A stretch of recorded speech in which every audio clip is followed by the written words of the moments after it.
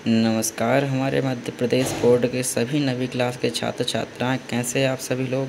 इस वीडियो में हम बात करेंगे कक्षा 9वीं के विषय विज्ञान के संपूर्ण पेपर का, जिसमें हम आपको हर क्वेश्चन का जो है फुल सॉल्यूशन प्रोवाइड कराएंगे। आप यहां देख पाएंगे कि 3 घंटे का जो आपका एग्ज़ाम है वो बहुत जल्दी ही आपका संपूर्ण कंप्लीट हो जाएगा और इसमें आपके पूर्णतः 75 नंबर आपको मिलने वाले हैं।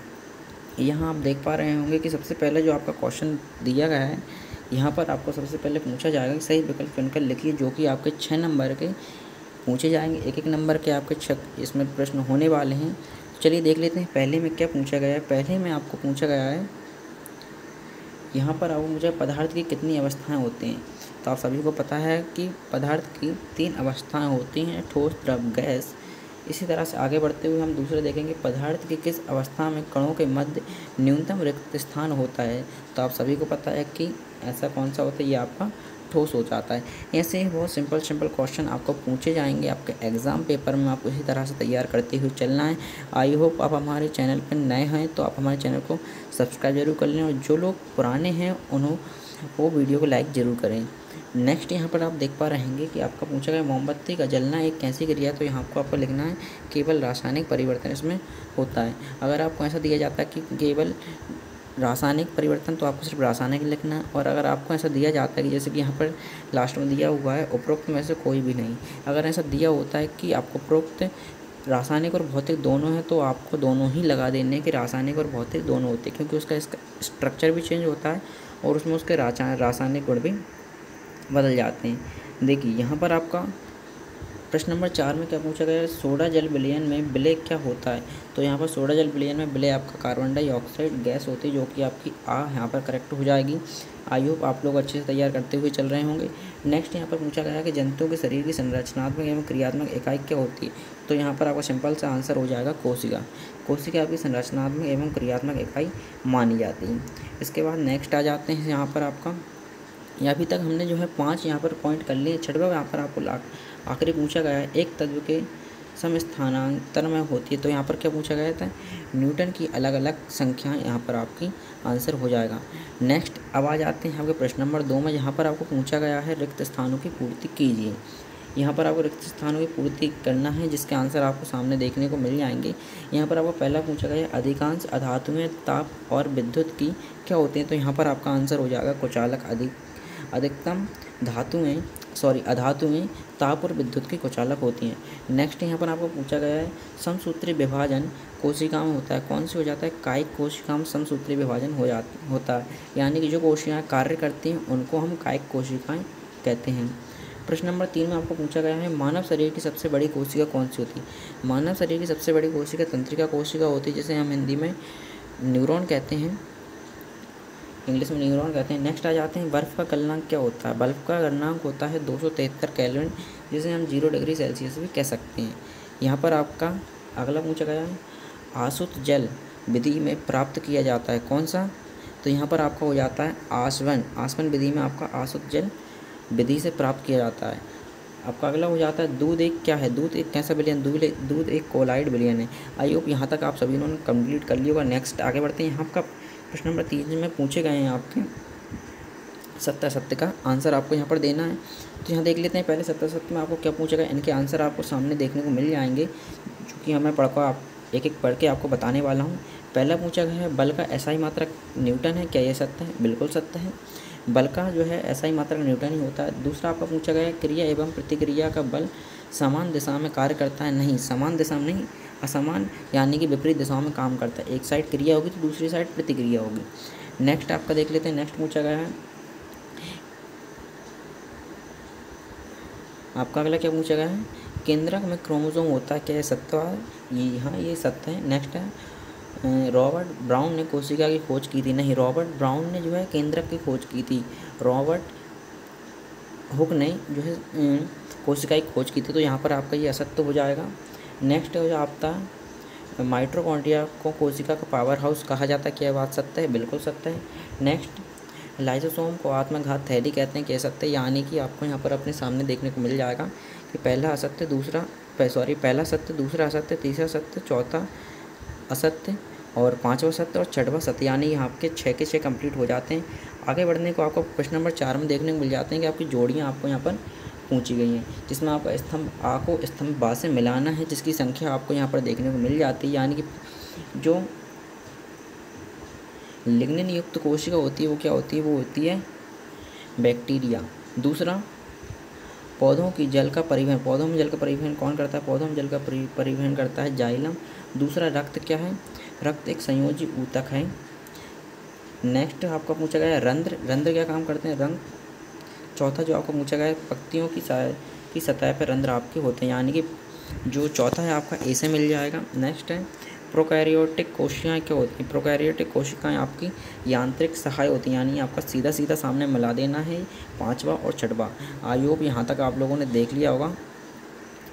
नेक्स्ट आ जाते हैं एक शब्द या फिर एक वाक्य में आपको इसके उत्तर देने हैं,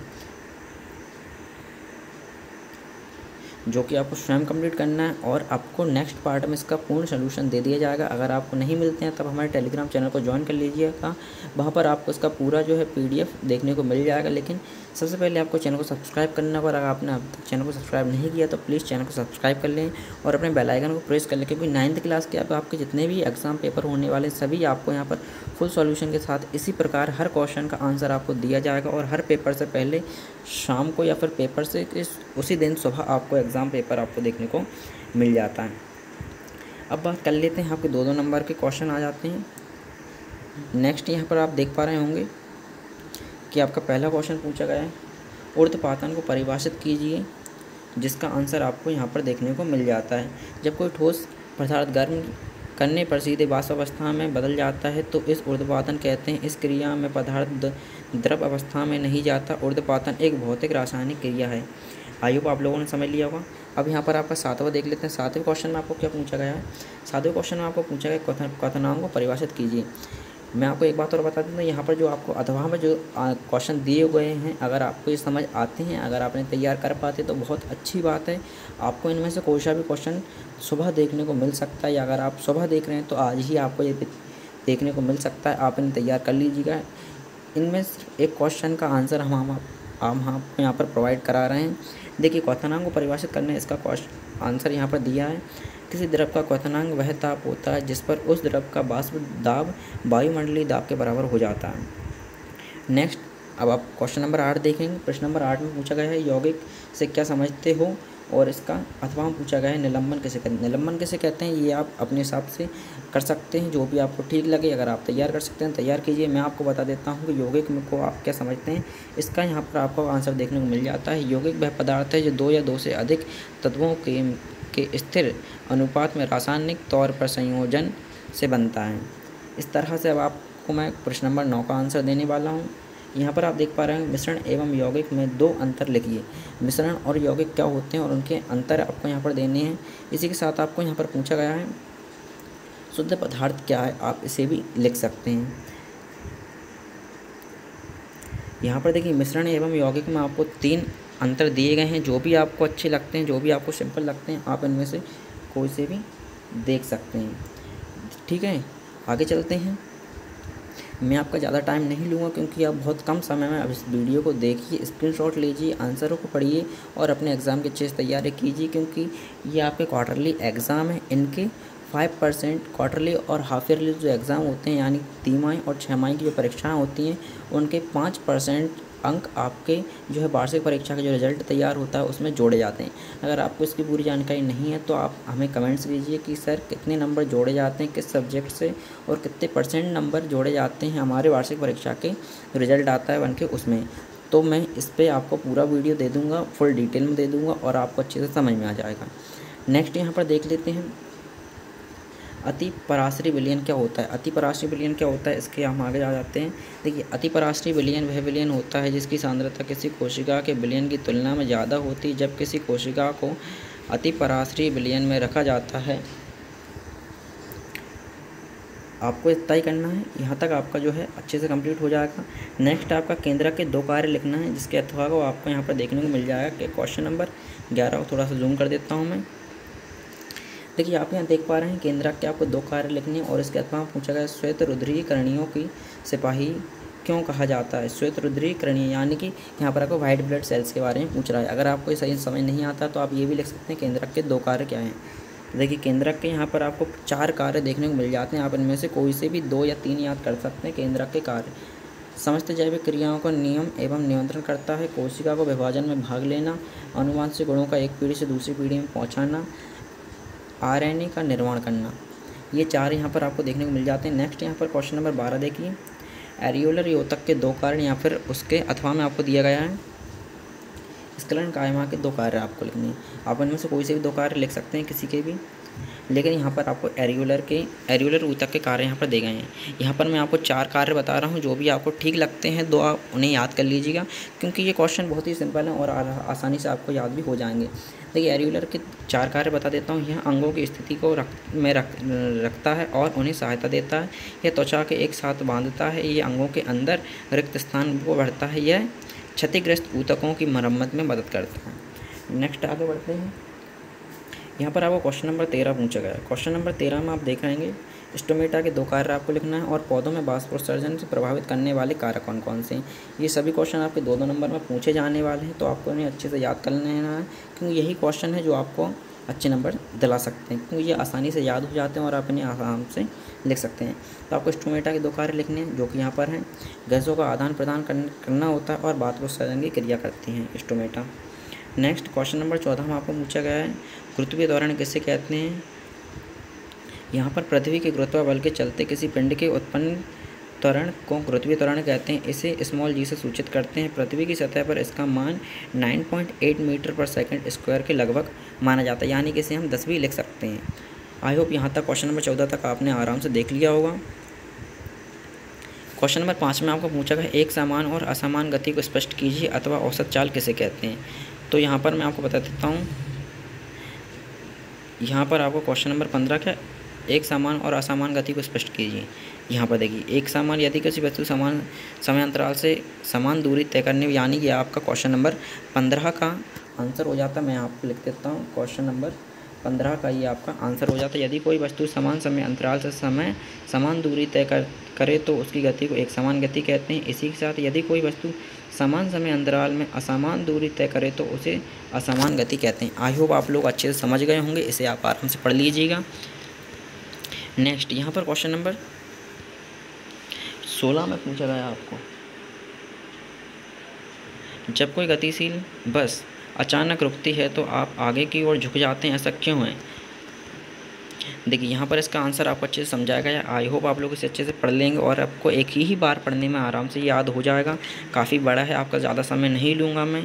फिर से आपसे एक रिक्वेस्ट है, जो लोग चैनल पर नए हैं वो चैनल को सब्सक्राइब जरूर कर लें। इसी तरह से आपको हर प्रकार के पेपर को आपका यहाँ पर सोल्यूशन दिया जाएगा और जो भी आपकी स्कूल संबंधित जो भी अपडेट आती है, आपके बोर्ड से संबंधित जो भी अपडेट आती है, एग्ज़ाम पेपर से संबंधित जो भी आपकी अपडेट आती है, वो बोर्ड वाला आपको प्रोवाइड करा दी जाती है। देखिए यहाँ पर क्वेश्चन नंबर 17 में पूछा गया है, संवेग संरक्षण का नियम आपको यहाँ पर बताना है। ये आपका संवेग संरक्षण का नियम के अनुसार दो वस्तुओं के संवेग का योग टकराने से पहले और टकराने के बाद बराबर होता है, जबकि उन पर कोई असंतुलित बल कार्य न कर रहा हो। अतः दो वस्तुओं का कुल संवेग टकराने की प्रक्रिया में अपरिवर्तनीय या संक्षिप्त होता है। यानी कि आपका क्वेश्चन नंबर 17 का यहाँ पर आंसर हो जाता है दोस्तों। क्वेश्चन नंबर 17 यहाँ पर आपका कंप्लीट हो जाता है। नेक्स्ट आगे बढ़ते हैं, क्वेश्चन नंबर 18। क्वेश्चन नंबर 18 में आपको पूछा गया, माइटोकॉन्ड्रिया को कोशिका का बिजली घर कहते हैं, या फिर आपको इसका आंसर देना है रासायनिक एवं भौतिक परिवर्तन में कोई 3 अंतर लिखिए। दोनों ही क्वेश्चन बहुत सिंपल हैं। मैं आपको माइटोकॉन्ड्रिया की कोशिका का बिजली घर क्यों कहते हैं ये बता देता हूँ। देखिए यहाँ पर आपको दिया गया है माइटोकॉन्ड्रिया कोशिका घर क्यों कहते हैं, आप इसे पढ़ लीजिए। माइटोकॉन्ड्रिया कोशिका ऊर्जा यंत्रण यानी बिजली घर कहते हैं। माइटोकॉन्ड्रिया में एंजाइम होते हैं जो भोजन पदार्थों को ऑक्सीकरण करके ऊर्जा का निर्माण करते हैं, जो एटीपी के रूप में एकत्र होती है। ऊर्जा बहुत सी जैविक प्रक्रियाओं में काम आती है, अतः माइटोकॉन्ड्रिया को ऊर्जा संयंत्र यानी बिजली घर कहा जाता है। आई होप यहाँ तक आप लोगों को कंप्लीट हो गया। नेक्स्ट आ जाते हैं सरल एवं जटिल ऊतक से आप क्या समझते हैं, और इसके बाद अणु एवं परमाणु के 3 अंतर, देखिए अणु एवं परमाणु में 3 अंतर की जगह आपको यहाँ पर 1, 2, 3, 4, 5 यहाँ पर अंतर दिए गए हैं। आप इनमें से कोई से भी 3 अंतर जो आपको सिंपल लगते हैं आप उन्हें कर लीजिएगा। कई सारे क्वेश्चन हैं जिनके आंसर आपको यहाँ पर नहीं मिलेंगे, अगर आप उन्हें कोशिश करते हैं याद करने की तो आपको याद हो जाएंगे। अन्यथा अगर आप इतने भी क्वेश्चन अगर याद कर लेते हैं तो आप अपने पेपर में अच्छे नंबर ला सकते हैं और बहुत ही आसानी से पास हो सकते हैं। देखिए यहाँ पर क्वेश्चन नंबर आपको 21 में क्या पूछा गया है। 21 में आपको यहाँ पर पूछा गया है पादप कोशिका को नामांकित चित्र बनाइए या फिर जंतु कोशिका को एक चित्र बनाइए। आप ये लोग आप बना सकते हैं। पादप कोशिका एवं जंतु कोशिका में 4 अंतर, यानी कि दोनों कोशिकाओं में से आप किसी एक का चित्र बनाना आना चाहिए और दोनों में अंतर भी आपको पता होना चाहिए। इसके अथवा में आपको पूछा गया समसूत्री विभाजन एवं अर्धसूत्री विभाजन में 4 अंतर लिखिए। निम्नलिखित तापमान को केल्विन इकाई में परिवर्तन कीजिए, यानी कि अभी ये सेल्सियस में दिया हुआ है, आप इसे केल्विन में परिवर्तित कर सकते हैं। अगर आपको कठिन लगता है तो आप छोड़ सकते हैं या फिर आप अपनी बुक खोल के देखेंगे तो यहाँ पर एक छोटा सा आपको फॉर्मूला दिख जाएगा जिसकी सहायता से आप इसे कन्वर्ट कर सकते हैं। बाष्पीकरण की दर को प्रभावित करने वाले कारक लिखिए। इन क्वेश्चनों के आंसर आपको नेक्स्ट पार्ट में दिए जाएंगे, उसके लिए आपको चैनल को सब्सक्राइब करना पड़ेगा। Thank you. अगर वीडियो अच्छी लगी तो वीडियो को लाइक कीजिएगा। मिलते हैं एक नई वीडियो में। धन्यवाद।